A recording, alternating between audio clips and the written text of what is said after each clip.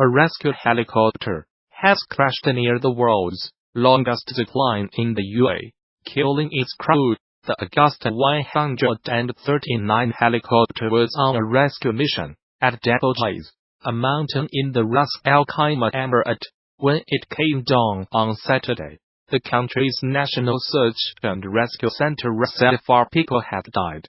Video footage has emerged showing the helicopter in a tailspin and on fire on the mountainside. Local newspaper The National reports that it hit a cable before spiraling out of control.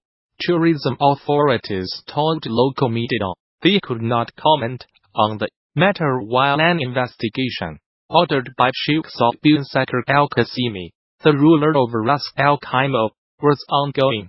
The National Search and Rescue Center said pilots such as Saeed Mohammed, Abd al-Mohi, and Hamid Mohammed Obaid al-Sabi were among the victims. Navigator Jassim Abd al-Ali to Najib and paramedic Mark Roxburgh also lost their lives. Mr. Roxburgh, a South African, is said to have described himself as a single dad to a young child on social media. As long as I can remember, my dad taught me about self-sacrifice in the service of those in need, he wrote on his Facebook profile. Social media were filled with tributes to the man as the news emerged, with many Emiratis offering condolences to loved ones.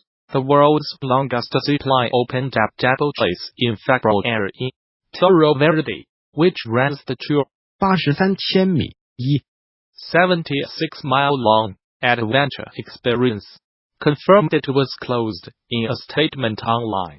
Torre Verde Ras Al Khaimah regrets to report that there has been a very serious incident on the mountain, and due to this incident, Double Blaze Mountain Park and access road have been closed until further notice. In order to give the emergency services the access they need, the company said, all the world's longest ziplines flights are cancelled until further notice, and we will be in direct contact with all our customers by phone immediately.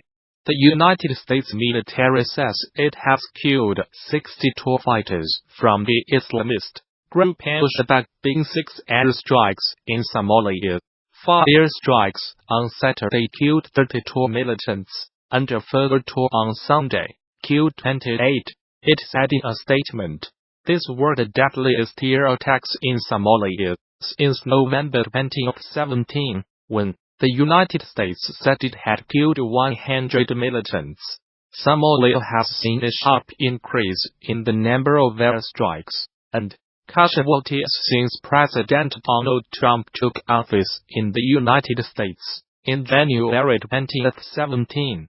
A tally by the Bureau of Investigative Journalism reveals that at least 400 people have been killed in airstrikes since the beginning of 2017, far more than the previous 10 years combined. The latest strikes bring to at least 40 the number carried out in Somalia so far this year, compared with 35 recorded in 2017. The United States has a huge military base in neighboring Djibouti, from where it launches attacks on the militants. Mr. Trump gave the United States military greater authority in March 2017 to attack militants in Somalia. Traditionally, United States presidents have been wary of intervening in Somalia since 18 Special Forces soldiers died fighting militias in the capital Mogadishu in 1993, a battle dramatized in the film Black Hawk Down. No civilians were killed in the latest airstrikes, which were carried out in coordination with the Somali government, the United States military said.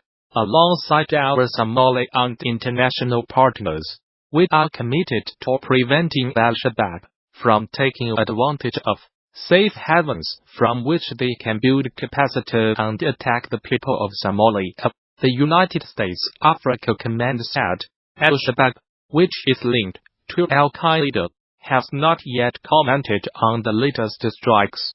Somalia-based security think tank the Higher Institute said in a report published in November that Al-Shabaab had been forced to change tactics following the upsurge in airstrikes.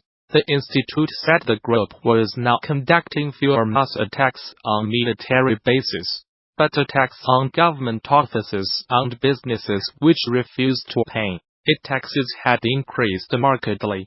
The United States State Department, in its most recent report on terrorism, described Somalia as a terrorist safe haven and said Al-Shabaab remained a threat.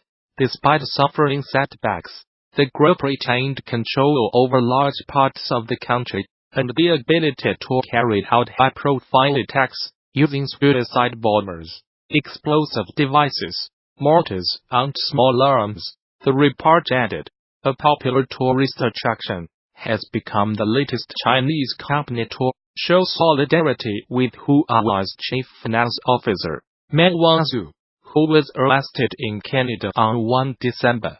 Shannon Mountain Scenic Park, in eastern Hainan province said it would waive the $9.65 ticket fee for anyone carrying a Huawei phone. Ms. Mann, who was given bail in Canada, faces extradition to the United States on charges of breaking Iran sanctions. Her case has upped tensions with China. Use Huawei phones. Shoot grand photos on the mountain. A notice on the Shannon Park's social media account said, "We wish friends around the world who support Huawei's success and bliss." The offer would last until 29 December. The South China Morning Post reported, but it was met with some criticism among China's social media users, who claimed it was discriminatory. Huawei phone owners are being offered other enticements too. They can get a 20% discount at a border in Beijing. Seen in Beijing, bring a Huawei phone and get 20% off. Similar to this story we covered yesterday. https://QUXL19YPQLPIC. Twitter.com Sokolov. End of Twitter post by @LuOceanG. At least one firm has threatened to penalize anyone buying Apple products. A few days ago, Manpad Shenzhen-based LED and display manufacturer offered subsidies to any employees buying Huawei phones. It also pledged to fine anyone who bought an Apple iPhone. United States prosecutors alleged Ms. Mann 46 used a Huawei subsidiary called Skycom to evade sanctions on Iran between 2009 and 2014. They also alleged she publicly misrepresented Skycom as being a separate company from Huawei, and that she deceived banks about the true relationship between the two companies. Ms. Mann, who is the daughter of Huawei's founder, has denied any wrongdoing and said she will contest the allegations. Life of Huawei's high-flying heiress. The United States has been investigating the Chinese telecoms giant, the world's second-largest smartphone maker, since 2016, believing that it used Skycom to bring United States manufacturing equipment and millions of dollars in transactions to Iran in violation of sanctions.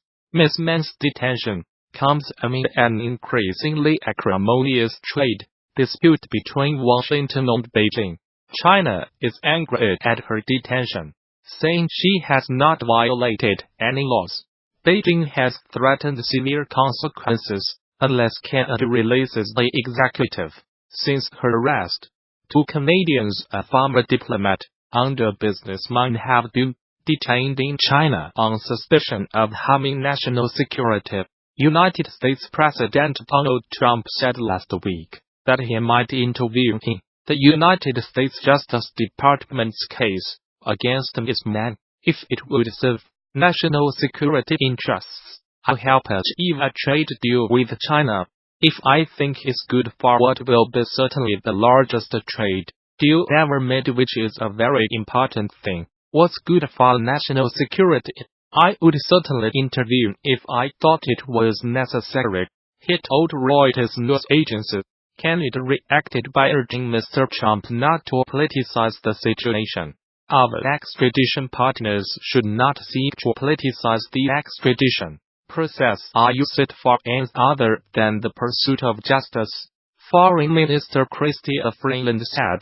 A popular tourist attraction has become the latest Chinese company to show solidarity with Huawei's chief finance officer, Meng Wanzhou.